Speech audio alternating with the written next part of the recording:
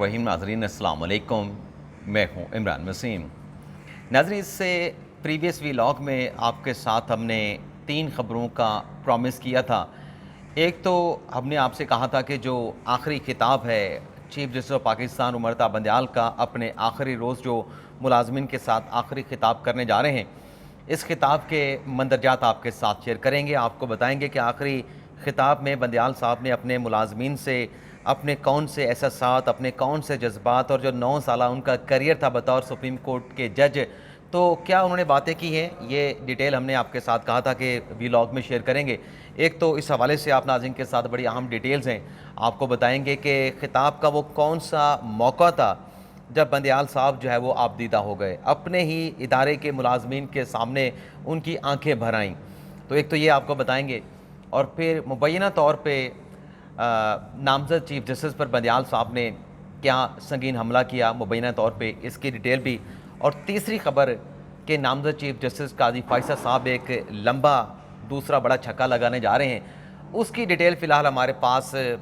मतलब मुकम्मल तफसीलात हासिल नहीं कर पाए। एक इनिशियल से हमारे पास इंफॉर्मेशन मौजूद है, लेकिन जब तक वो मैच्योर नहीं हो जाती उसकी डिटेल अभी आपके साथ हम नहीं शेयर करेंगे। तो 3 के बजाय 2 खबरें जो पिछले व्लॉग में आपके साथ मैंने प्रॉमिस किया उसकी डिटेल, और इसके अलावा हमारे वीडियो लॉग की जो दीगर अहम खबरें ख़ास तौर पे महंगाई के हवाले से बात करेंगे, बिजली और गैस की कीमतों के हवाले से, पेट्रोलियम मसनूआत की कीमतों के हवाले से हुकूमत क्या करने जा रही है, इस पर वीडियो लॉग के आखिर में। लेकिन सबसे पहले जो परवेज़ इलाही साहब का मामला है, पिछले व्लॉग में आपको हमने बताया कि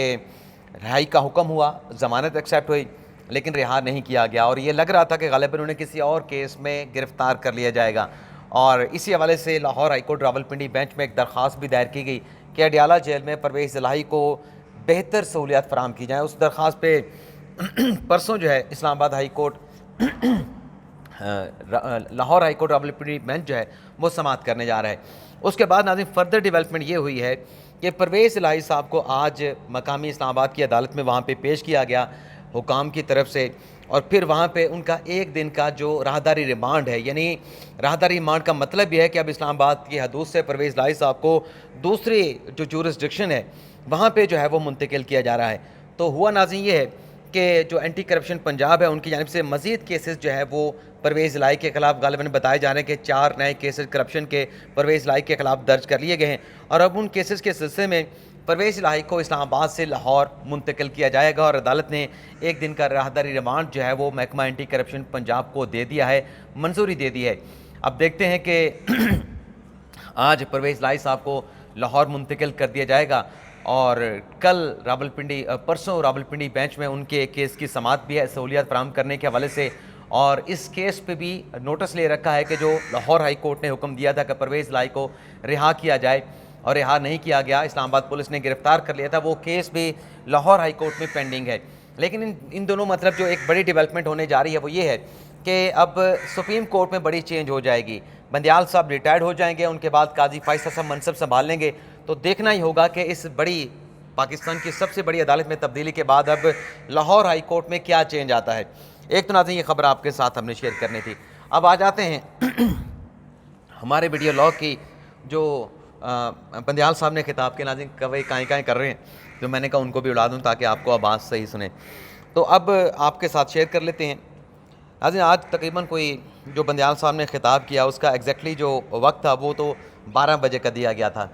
लेकिन खिताब जो है वो 12:30 बजे शुरू हुआ बंदयाल साहब का सुप्रीम कोर्ट के स्टाफ के साथ, जिसमें रजिस्ट्रार ऑफिस मतलब एडिशनल रजिस्ट्रार भी मौजूद थे जिन्हें ऑफिशिएटिंग चार्ज दिया गया है सुप्रीम कोर्ट का, बाकी डिप्टी रजिस्ट्रार भी मौजूद थे, असिस्टेंट रजिस्ट्रार भी थे,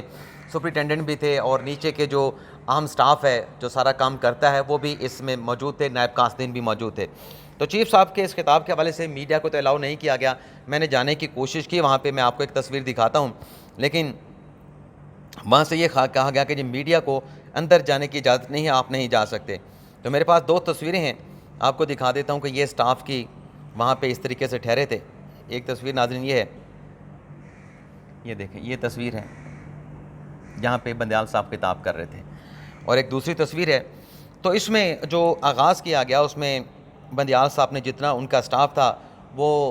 2014 में सुप्रीम कोर्ट के जज बने थे। तो सबसे पहले तो बंदयाल साहब ने ये किया انہوں نے کہا کہ میرا جو 9 سالہ یہاں پہ ایز اے سپریم کورٹ جج جو کریئر گزرا ہے، میرے ساتھ تمام لوگوں نے بہت اچھا تعاون کیا، اور کوئی بھی مجھے سپریم کورٹ کا ایسا سٹاف کا ایسا کوئی ملازم نہیں ملا جو نیک نہ ہو، اور کسی نے اس پورے ٹینیور کے دوران جو ہے میرے ساتھ کسی قسم کی کوئی شکایت نہیں کی، کوئی احتجاج میرے حوالے سے نہیں کیا گیا۔ اور پھر انہوں نے کہا کہ اب چونکہ میں جا رہا ہوں اور آپ لوگ سپریم کورٹ کے سٹاف ہیں، تو آپ محنت اور لگن کے ساتھ پہلے بھی کام کرتے ہیں، اب بھی محنت اور لگن کے ساتھ اپنا جو کام ہے وہ جاری رکھیں، اور آپ چونکہ سپریم کورٹ کے سٹاف ہیں تو آپ کا اخلاق جو ہے وہ اتنا ہائی ہونا چاہیے کہ آپ باہر اگر کسی کے ساتھ گفتگو کریں، کسی کے ساتھ بات کریں تو لگنے چاہیے کہ آپ پاکستان کی اپیکس کورٹ کے جو ہے وہ اس میں سرو کرتے ہیں، اس میں آپ کام کرتے ہیں، اس کے سٹاف کا حصہ ہیں، سپریم کورٹ کا حصہ ہیں۔ اور پھر چیف صاحب نے جو ملک کو معاشی جو چیلنجز، خاص طور پہ جو معاشی چیلنج درپیش ہے اس کا ذکر کیا کہ ملک کو ٹھیک ہے بحران کا سامنا ہے، معاشی بحران کا سامنا ہے، لیکن جب سب اکٹھے ہوں گے تو یہ بحران، چاہے معاشی بحران ہے، یہ کرائسس ٹل جائے گا۔ اور پھر آخر کے اوپر جب بندیال صاحب اس موقع پہ آئے، جب انہوں نے ذکر کیا کہ میں تو 9 سال تک سپریم کورٹ کا جج رہا، میرا ٹائم جو ہے اب ختم ہو رہا ہے، میں تو اب ایسے ہی ہوں کہ ایک سن سیٹ ہوں، یعنی ایک ڈوبتا سورج ہوں۔ اور پھر جب یہ ڈوبتے سورج والی بات کی تو یہ وہ لمحہ تھا، وہ موقع تھا جب بندیال صاحب جذباتی ہو کر کہا کہ میں تو ایک ڈوبتا سورج ہوں، آپ کا وقت ابھی پڑا ہے، میں یہاں سے جانے کے بعد جب سپریم کورٹ کی طرف دیکھوں گا، تو یہ جو لفظ نے استعمال کیا کہ سپریم کورٹ کی طرف دیکھوں گا تو کے بعد جو ہے وہ جو بندیال صاحب تھے ان کے جذبات بھر آئے، ان کی جو ہے وہ آواز بھر آئی، اور وہ ان کی آنکھیں نم ہو گئیں، آپ دیدہ ہو گئے، لیکن انہوں نے کنٹرول کیا، انہوں نے کنٹرول کیا۔ یہ نہیں کہ جیسے کہ آپ دیدہ ہوتے ہیں، ٹیشو اٹھا کے آپ اپنی آنکھیں صاف کرتے ہیں، ایسا نہیں ہوا، لیکن وہاں پہ وہ خاموش ہو گئے۔ اور اس کے بعد پھر انہوں نے تمام سٹاف کا شکریہ ادا کیا کہ آپ نے میرے ساتھ بھرپور تعاون کیا، میں آپ سب کا بہت بہت مشکور ہوں، آپ سب کا شکریہ ادا کرتا ہوں۔ اس کے علاوہ ناظرین دوسری خبر تھی کہ آخری حملہ، مبینہ طور پہ سنگین حملہ نامزد چیف جسٹس پہ بندیال صاحب کا۔ ناظرین پچھلے دنوں نے آپ کے ساتھ ایک بات ڈسکس کی کہ جو 11 ستمبر کو عدالت عظمیٰ میں نئے عدالتی سال کا آغاز ہونے جا رہا ہے، اس میں نے کہا، اور بھی بہت سارے دوستوں کی تجویز تھی، رائے تھی کہ چونکہ نئے عدالتی سال کے موقع پہ جو چیف جسٹس ہوتا ہے وہ اپنے آئندہ سال کا ایک پالیسی سٹیٹمنٹ دیتا ہے، پالیسی بیان دیتا ہے کہ جو انصاف کی فراہمی کا نظام ہے، جو ایڈمنسٹریشن آف جسٹس ہے، اس کو کیسے بہتر بنانا ہے۔ اور جو عام وکلا کی، بڑے بڑے وکلا کی نہیں، جو عام وکلا کی شکایت ہوتی ہے کہ ہم درخواستیں دیتے ہیں، ہم مقدمات کا اندراج کراتے ہیں، ہمارے وہ کیسز سماعت کے لیے مقرر نہیں ہوتے، ایسے ارجنٹ نوعیت کے کیسز جس میں لیٹیگنٹس جیلوں میں پڑے ہوتے ہیں، انہوں نے علاج کرانا ہوتا ہے، لیٹیگنٹ جیلوں میں پڑے ہوتے ہیں، جھوٹے مقدمات میں وہ ضمانت چاہ رہے ہوتے ہیں، لیٹیگنٹ جیل سے باہر آنا چاہتے ہیں، ان کے خلاف جھوٹے مقدمات ہوتے ہیں، تو یہ کیسز ارلی ہیئرنگ کی درخواستیں دائر ہوتی ہیں، لیکن یہ کیسز فکس نہیں ہوتے۔ اور وکلا کی یہ بھی درخواست ہوتی ہے کہ جو فیصلے سپریم کورٹ جاری کرتی ہے وہ بر وقت جاری نہیں ہوتے، وہ تاخیر سے جاری ہوتے ہیں۔ تو اسی طریقے سے جو پاکستان بار کونسل ہے یا سپریم کورٹ بار ہے یا اٹارنی جنرل آفس ہے، وہ بھی اپنی تجاویز جو ہے وہ عدالت کے سامنے رکھتے ہیں، بتاتے ہیں کہ نئے سال میں آپ کیا کیا بہتری لا سکتے ہیں، کون سی خامیاں ہیں، کون سے مسائل ہیں، کون سی مشکلات ہیں جنہیں حل کرنے کی ضرورت ہے، جن کو دیکھنے کی ضرورت ہے۔ تو تجویز یہ تھی کہ بجائے اس کے کہ بندیال صاحب اپنا ایک ہفتے کا روڈ میپ دے کے جائیں، کیونکہ 11 ستمبر کے بعد انہوں نے 16 ستمبر کو ریٹائر ہو جانا تھا، تو ایک چیف جسٹس جس کا اپنی مدت میعاد جو ہے وہ ایک ہفتے کی ہے، وہ اگلے سال کا پالیسی بیان کیسے دے سکتا ہے۔ تو تجویز تھی، ہماری بھی رائے تھی کہ اس میں اگر وہ قاضی صاحب کو موقع دے دیں اور پھر جو سپریم کورٹ کا فل کورٹ ریفرنس ہونا ہے اس میں وہ اپنے ماضی کی جو بھی ان کے اقدامات ہیں، جو فیصلے ہیں، ان کا احاطہ کر لیں، بات کر لیں، لیکن ایسا نہیں ہوا۔ اور ہوا یہ کہ بندیال صاحب نے خطاب کیا الوداعی، جو عدالتی سال کی تقریب تھی، اور اس میں جو نئے عدالتی سال کی تقریب ہوتی ہے اس میں جو سینئر پیونی جج ہوتا ہے جس نے آگے جا کے چیف جسٹس بننا ہوتا ہے، جیسے کہ ابھی قاضی فیصل صاحب ہیں، اس کو خطاب کا موقع نہیں ملتا۔ یہ موقع اگر نامزد چیف جسٹس کو ملتا ہے وہ تبھی ملتا ہے جب کوئی چیف جسٹس ریٹائر ہو رہا ہوتا ہے، تو اس ریٹائرمنٹ کے موقع کے اوپر جو فل کورٹ ریفرنس ہوتا ہے اس میں ایک طرف چیف جسٹس خطاب کرتا ہے، اس کے خطاب سے پہلے نامزد چیف جسٹس خطاب کر کے بتاتا ہے کہ اس کے دور میں جو سپریم کورٹ کی جو ہے وہ ڈائریکشن کیا ہوگی، سمت کیا ہوگی، وہ کیسے سپریم کورٹ کو لے کے چلیں گے اور لوگوں کے لیے، سائلین کے لیے آسانیاں پیدا کریں گے۔ تو پھر بندیال صاحب نے تو نئے عدالتی سال کی تقریب پہ خطاب کیا، تو فوکس ہو گیا کہ جو نامزد چیف جسٹس ہیں اب فل کورٹ ریفرنس میں خطاب کریں گے، وہاں پہ اپنی سمت کا بتائیں گے، ڈائریکشن بتائیں گے کہ ان کی پالیسی کیا ہوگی، کیسے معاملات کو لے کے چلیں گے۔ لیکن ہوا یہ کہ جو سپریم کورٹ بار کا جو خطاب تھا، جو عشائیہ تھا، اس میں بھی بندیال صاحب نے خطاب کیا، وہاں پر بھی